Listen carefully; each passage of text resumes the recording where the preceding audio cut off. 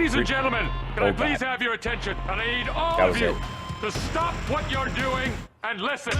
Now, live from Chicago, the Hal Sparks radio program mega worldwide. I have come here to chew bubblegum and kick ass. Hal Sparks, actor, comedian, and multimedia personality. And I'm all out of bubblegum. Hal Sparks. All right, let's do this. Oh, what a morning it is. President Biden was stopped to chit-chat and introduce people to his dog this morning. And he bikes with foot clips on his pedals as overkill, totally. As a recreational biker of any sort, I don't recommend. I think that's too much. That's terrifying. Yeah, I like not being able to take your feet off the pedals while you're like on basically like footpaths and like. Yeah, it'd be like if every time I ran, I was in some contraption that wouldn't let me stop running. Right. Yeah, it's like rollerblading without the tail bumper, right? Right. It's like where you just lean back. Street, the only way you can stop is by just cycling your feet forward like a cartoon and falling on your keister. That's great. Yep. Just for the record, he's doing just fine, and we're not going to worry about that too much. I'm sure it'll be fodder for the late night talk shows for a bit, and of course, and the far right will try to make hay of it, even though Trump probably doesn't know how to ride a bike. I guarantee Trump doesn't know how to ride a bike. Guaranteed.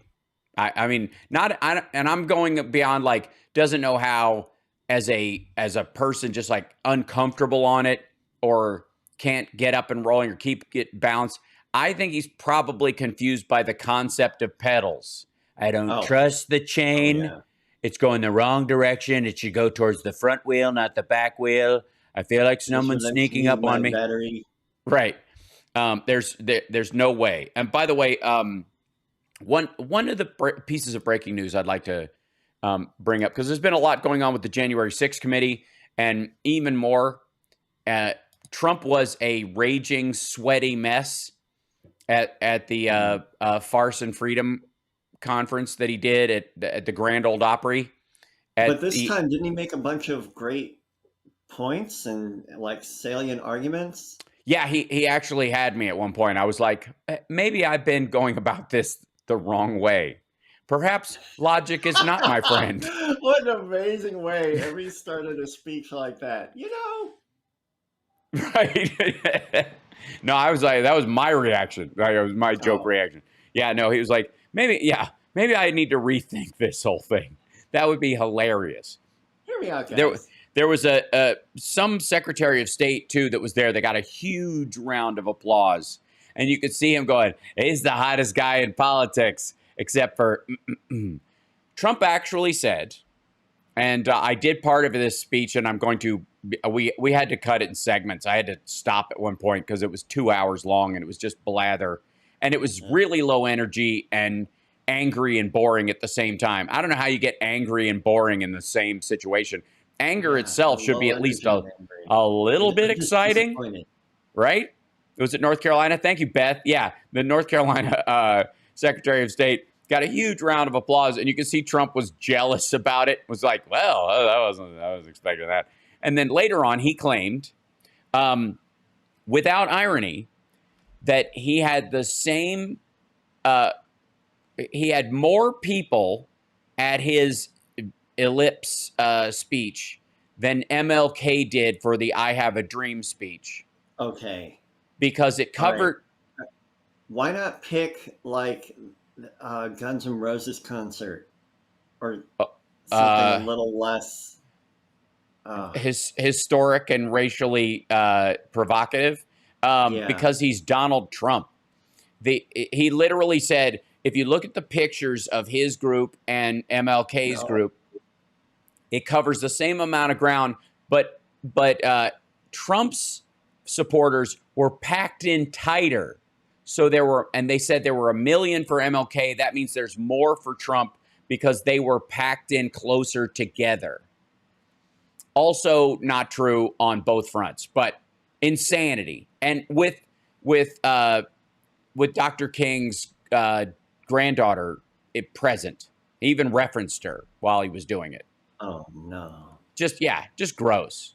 Just this is it was like, yes, the prophet in the chat room saying like sardines at Mecca. Yeah, that's exactly where they were. And ironically enough, while COVID was going around, like my people were jammed in way closer together than Dr. King. Remember when the I Have a Dream speech, everybody was, it was all about elbow room. Remember the song Elbow Room? That guy opened for Dr. King before.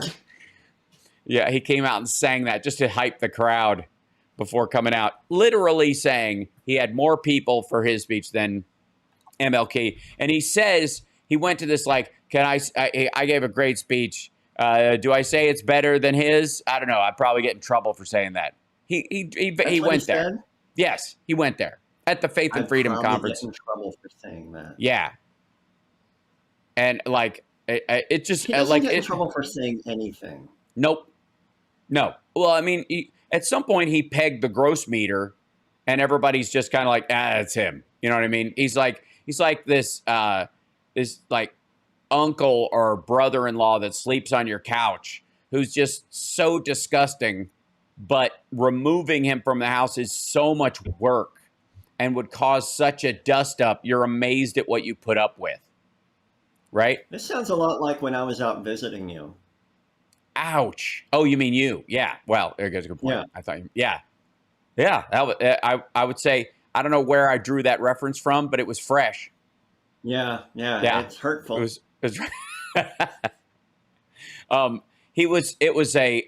was understand that he referenced 2,000 mules in his 12-page diatribe fighting back against the January 6th committee, where he said, and then at the same time, the day after he released that he twerped on Truth Social, I demand equal time. And then, so basically what he did was turn this Faith and Freedom Conference speech, which he's being paid to give, into his equal time. And so he, had his typical incendiary, borderline racist, gross stuff at the top, which is just ridiculous. And then whenever you could tell when he just fell off the teleprompter, just abandoned all sense of propriety and reality, and would just start railing about the election again. And it was like, as somebody watching it who makes fun of that stuff for a living, like I found myself repeatedly, like brutally bored by the entire thing. Sure. And I can't imagine paying to sit in that audience and go, here he goes again. This stuff, you know what I mean? And at the same time, sitting probably at a table with a Ginny Thomas lookalike, going, oh my God, it's like the light of the Lord shines out of his every pore. He glows with the radiant majesty of our Lord Jesus Christ. You're like, ugh, Jesus Christ is right. That said, one of the claims he made was that the maggots that stormed the Capitol on January 6th were unarmed and there wasn't even one gun, he said. Well, interestingly enough, the same day he's saying that, we got our fourth conviction for someone who had a gun in the crowd at the Capitol. Fourth one. This guy, Mark Mazza. Wait, I thought there were no guns? I'm sorry. No. Could you just do that one more time for me? Yes, there are 4 gun convictions so far. There are a few others teed up. And then, of course, the Proud Boys, there are those photos the January 6th committee has shown of them stacking guns, like carrying bundles of guns in a hotel and putting them in cars nearby, with the plan being that Trump would invoke the Insurrection Act. And then that would be the sign, go get your guns. And then I guess you're now deputized as the National Guard under the Insurrection Act. Magic, like he just dubs you a knight of the round table, and then off you go. And then you could do whatever. So this guy, Mark Mazza of Indiana, pled guilty and signed a statement of facts acknowledging that he carried and then lost a firearm in the crowd of people who were involved in the violence on law enforcement inside the tunnel area on the West Front. the picture of him is right inside the door where all the heave-hoing was happening, if you'll recall. Remember when they created a battering ram and they were shoving people towards the door and they were literally yelling heave-ho? He apparently had a handgun with him that got dislodged, or he dropped it in the crowd and he lost track of it. It was either scooped up later and found on somebody else. They haven't they haven't released those details, but they traced the gun back to him essentially. So fourth gun conviction at the Capitol just last week. We're going to take a break. When we come back, the fascinating part of the January 6th committee, and that the best rebuttal that the right has right now is 2,000 Mules, and that they are now posting bounty posters for random human beings in all of these counties in Georgia and in Wisconsin. It's nuts. We'll be back right after this. It's the Hal Sparks Radio program, Mega Worldwide, now with 100% more Johnny Million.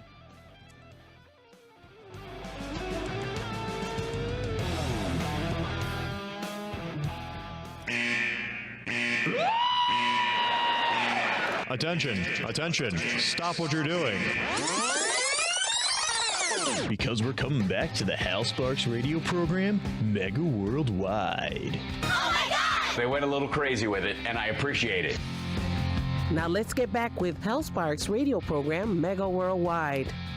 We're just talking about the fact that during the break at infotainmentwars.com and, of course, at twitch.tv/Hal Sparks, like and subscribe, support the show, give it a thumbs up, all that kind of stuff I'm supposed to say. Because I'm really trying to turn it into something. That the True the Vote people who aligned themselves with Dinesh D'Souza and made this 2,000 Mules movie, people associated with them are posting wanted posters around Georgia and Wisconsin in particular. I believe in Pennsylvania as well, but I don't know for sure, that show pictures of the people that they say stuffed ballots in these ballot boxes, most of whom have been contacted already by authorities and they've checked out their house and they've gone, yeah, we have video of you putting more than one ballot in the thing. Yeah, that was me, my husband, and my sister who lives with us, and our oldest son or whatever. And those were the four. And everybody in the family went, yeah, she went on Thursday, she dropped him off. That was that. And keep in mind, the premise of 2,000 Mules is that these people are paid to do this, that they go to activist-related centers in these districts. I get out the vote campaigns for far left groups, whatever that means.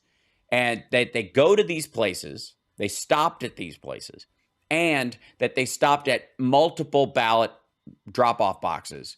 And during that time, they were just basically shuffling 3 to 5 ballots at a time, which seems like insanity because you're raising the number of times you can get caught.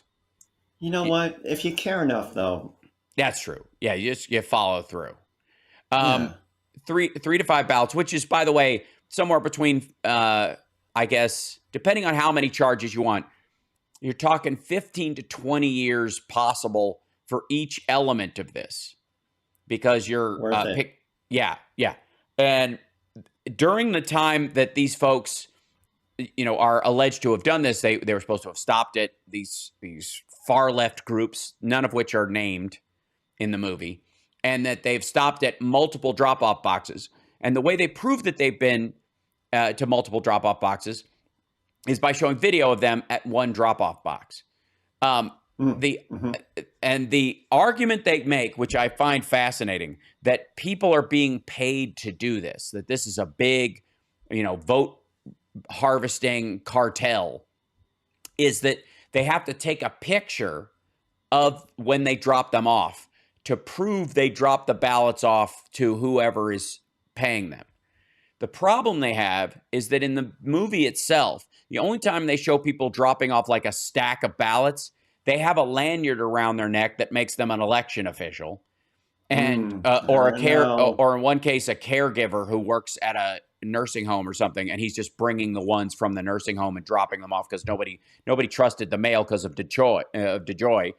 And then the people that took the pictures, they have two people in the movie that took pictures. One guy, as he was dropping them off, like it reeked of, my mom thinks I'm a slovenly rat, and she's always on my butt about stuff. So I'll take a picture. See, I dropped him in. You happy now? It was one of those kind of moments. Another guy dropped his off, and then while he was hanging around, took a picture of the sticker on the front of the box, not the ballots going in, which wouldn't prove anything, and God knows why he would think he would get paid for such a thing. And if this is your idea of a master criminal, the fact that this dude wasn't busted just by observers, is absurd. But never mind. The guy never took a picture of the ballots going in. He took a picture of just the placard on the front about mail-in voting and whatever. Probably for Instagram. It's like, Dinesh D'Souza is living in a time before Instagram, where where lots of people are like taking a picture of their ballot going in, then they're taking a picture of their I voted sticker, and then they're making a mashup photo of both of them, and then they're putting them on their Instagram. There's no intentionally, I believe, no checking of the people that are involved. I mean, I don't even think they talked to them, but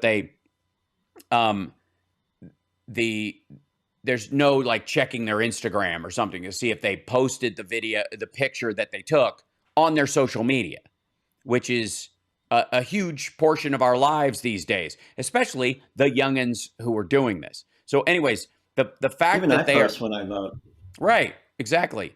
And we're, Gen Xers, we're supposed to hate everything. So the scariest part about this is that we know about all the death threats the death threats go from county election volunteers all the way up to the vice president and his extended family right now. And there does not seem to be any kind of a change in that tactic from the right, whether they're legitimate or not. I have my own questions about the legitimacy of some of them, because that's one of the easier things that a foreign actor could do is a bad English, bad grammar, poorly written threat from overseas that's made to look like voters here are turning violent more than they are.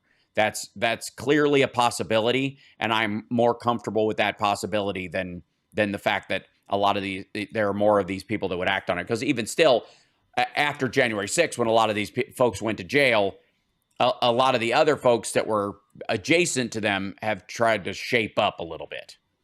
And by the way, someone else noticed that we matched today in T-shirts. Johnny Million, we got he told me he got the gray T-shirt memo, but I did. But he skipped the paragraph about wearing a Rick Springfield concert shirt. Yeah, sorry.